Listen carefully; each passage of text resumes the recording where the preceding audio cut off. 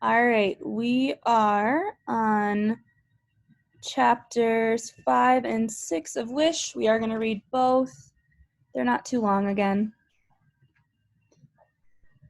And yesterday when we finished, Charlie vowed to herself that she was going to own that dog that she saw, that stray dog. Chapter 5. I thought I was glad when the weekend came because I didn't have to go to school, but then Bertha told me we were going to church on Sunday. I hadn't been to church since I was little. Scrappy never wanted any part of it, calling those people do-gooders and Bible thumpers, but Mama took me and Jackie for a while. I didn't remember much about it except Jackie whining and complaining on the way there until Mama slapped her legs and told her to hush up. But then Mama got too nervous to drive and wouldn't take off her bathrobe or even comb her hair, so we stopped going. When I walked into Bertha's kitchen on Sunday morning, she looked me up and down and said, "Oh dear." She wiped her hands on her apron. "Do you have a dress?" I looked down at my jeans that were too short and my t-shirt that used to be Jackie's and shook my head. Bertha flapped her hand at me. "Well, that's okay. We'll go shopping this week." Then Gus came in the kitchen and I didn't hardly even recognize him. He had on a coat and tie. Instead of his usual muddy boots, he wore lace-up black shoes, buffed and shiny. He could have passed for one of those fancy rich bankers over in Raleigh, except for the garden dirt under his fingernails and his hair squashed flat from his baseball cap. He sat at the kitchen table and Bertha kissed his cheek. "Well, look at you," she said, making him blush and swat her hand off his shoulder. He kept pulling at his collar and wiping sweat off the back of his neck. After breakfast, he headed down the mountain to Rocky Creek Baptist Church. When I got inside, I knew right away why Bertha said, "Oh dear," when she saw me that morning. The other girls in church wore dresses. I couldn't look anybody in the eye, knowing my face was beet red and my jeans were all wrong. I sat on the hard wooden pew, sandwiched between Gus and Bertha, while the organist played church music. More and more people filed in, smiling and nodding at one another. Then Bertha poked me and whispered, "There's the Odoms." I glanced up to see Howard and his family carrying their Bibles and making their way to the pew across the aisle. 5 boys with slicked down hair, poking each other and clomping too loudly in their Sunday shoes. Their mama chatted with folks, asking about their sick grandmas and making it on over their babies while the red-headed daddy mopped his face with a handkerchief. After a prayer and a hymn, the kids had to go to their Sunday school classes. Imagine my surprise when I got to my class and there was Audrey Mitchell. She looked at me all wide-eyed, like I was a Martian right off a spaceship. I sat as far away from her as I could, and then Howard came in with his up-down walk and sat next to me. Our Sunday school teacher was a gray-haired, wrinkly-faced woman named Mrs. Mackey. She didn't waste 1 minute telling everybody that my name was Charlie Reese and please welcome me to their church family. Then she taught us a song called Good Old Noah. Howard sang louder than anybody, and personally, I thought it was a little embarrassing, but nobody else seemed to pay him any mind. After that, Mrs. Mackey told us we were going to play a game called Bible Detective. She would read questions from her Bible detective cards, and whenever you answered one right, you got a Bible book. When you got enough Bible books, you could cash them in for a prize.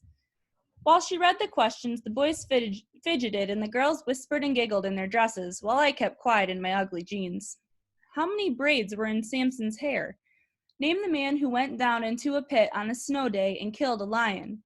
In what book, chapter, and verse can we read about a winner of a beauty contest becoming a queen?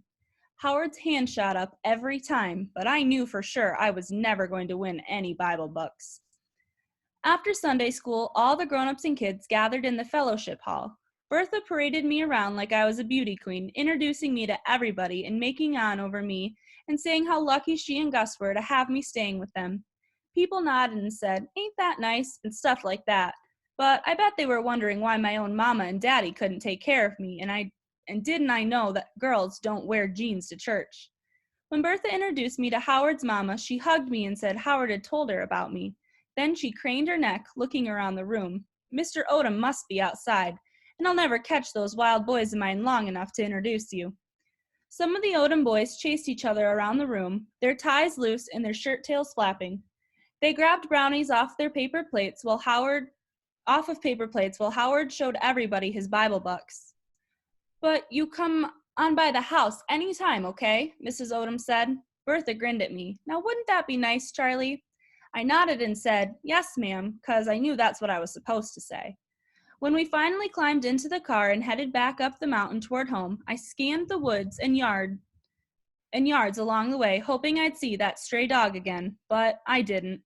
What I did see, though, was a truck full of hay. Jackie's friend Cassie told me if you count to 13 when you see a truck full of hay, you can make a wish. So, of course, that's exactly what I did.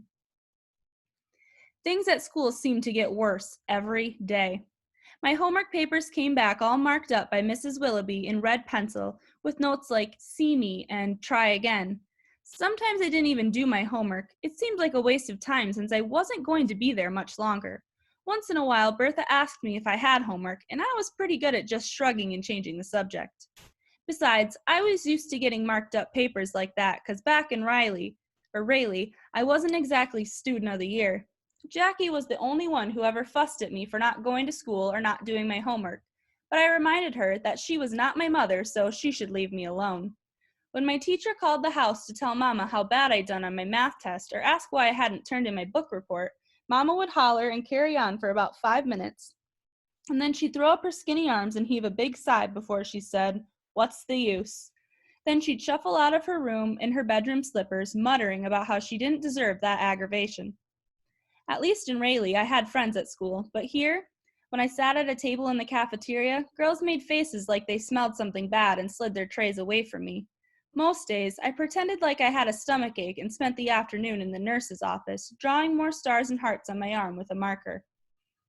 At recess, Howard followed me around, reminding me he was my backpack buddy and asking questions a mile a minute. "Did you ever visit your daddy in jail? Why ain't your sister here too? You want some of my Bible bucks?" Sometimes I answered him, and sometimes I didn't. The thing about Howard was, everything just rolled right off him. It seemed like nothing bothered him one little bit. It was clear that nobody at school wanted much to do with him, but he didn't seem to mind.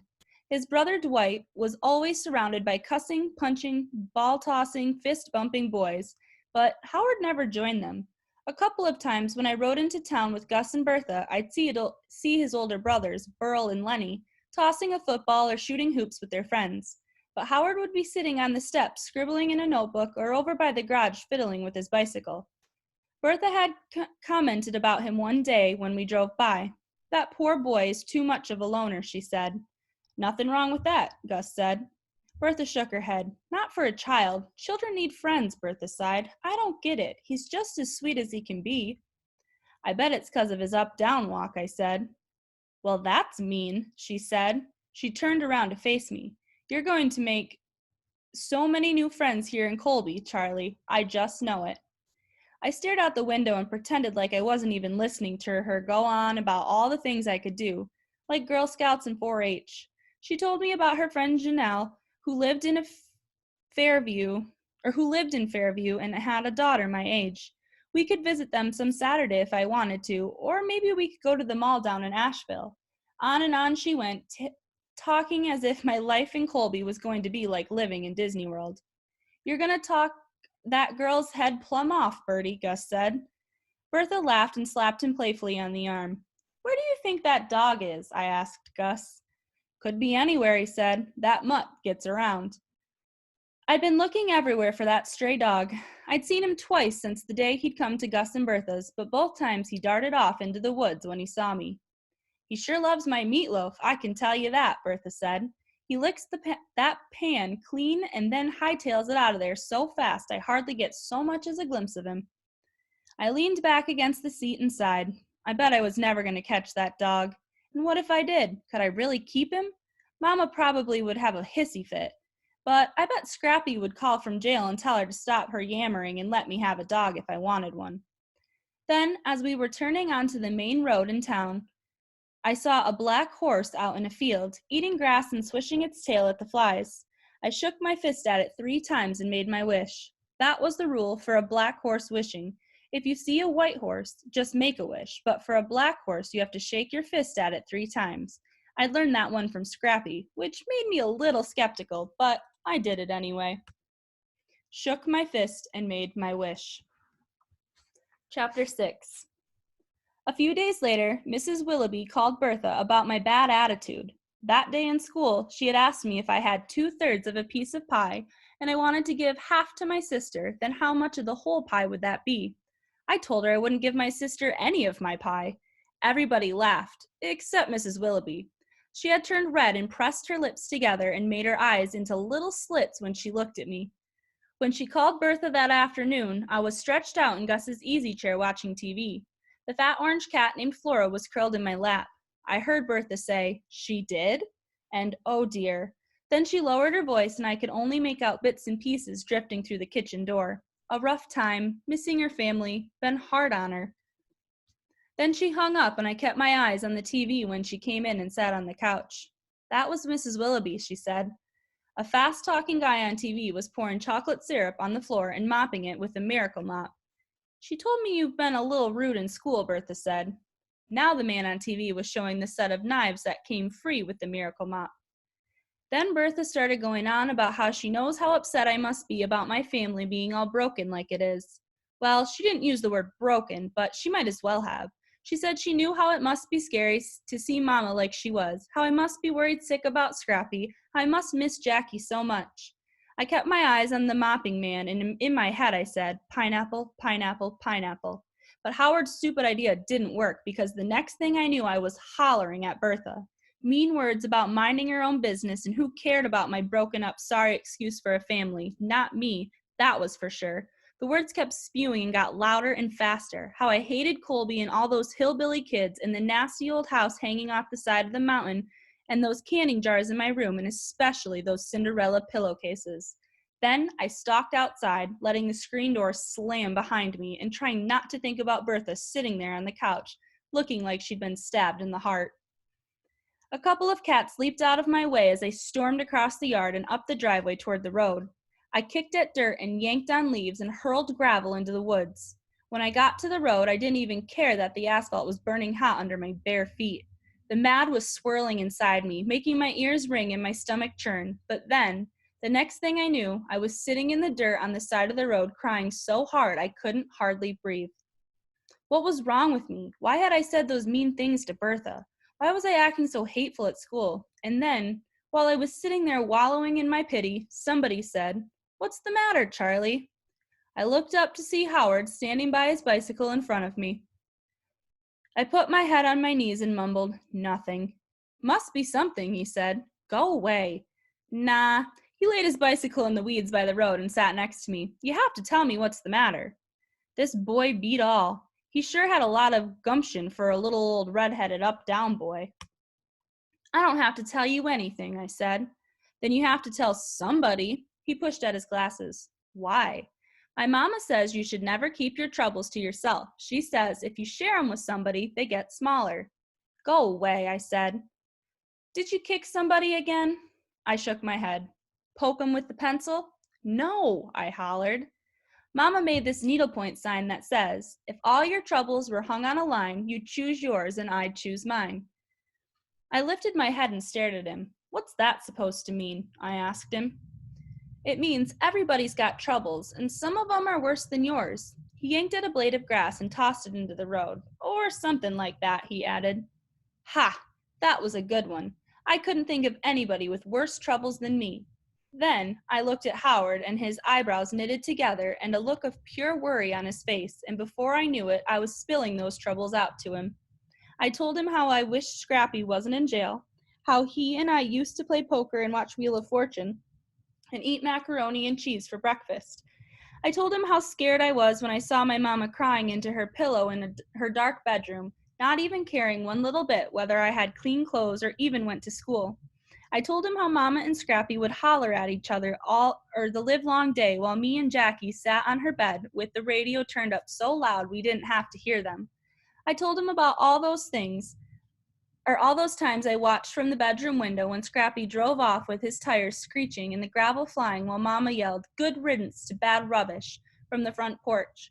I told him how I missed Jackie, who knew all the words to nearly every song on the radio and would French braid my hair and share her nail polish with me. And then I told him those mean things I said to Bertha. When I was done, the silence settled over us, still and soft, like a veil. The sun had gotten lower in the sky, sitting on top of the mountains in the distance, and the air had grown cooler. For a minute, I thought maybe Howard was embarrassed by all that stuff I told him and didn't know what to say. I was starting to wish I had never shared my troubles with him like that, but then he looked right at me and said, "Want my advice?" Sure, I guess, I said. "You can't do nothing about Scrappy and them back in Rayleigh," he said. "The only thing you can fix is what you done to Bertha." I guess he was right. I couldn't fix my mess of a family, but I could try to make things right with Bertha. I stood up and brushed the dirt off the back of my shorts, and then I couldn't hardly believe my eyes. Right there at the edge of the woods was that brown and black floppy-eared dog.